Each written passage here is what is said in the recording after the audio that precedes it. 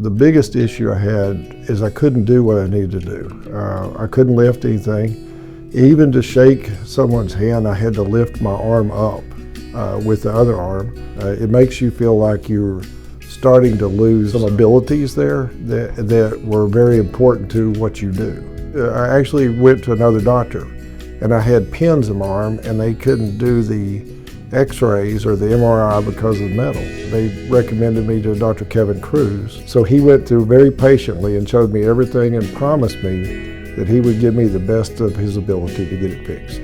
Rotator cuff problems, arthritis, and instability, that would make up about 90% of the shoulder problems we see. We're hyper-specialized in the shoulder. We've got an amazing team, and we use the latest and greatest technologies. There was not very much pain at all.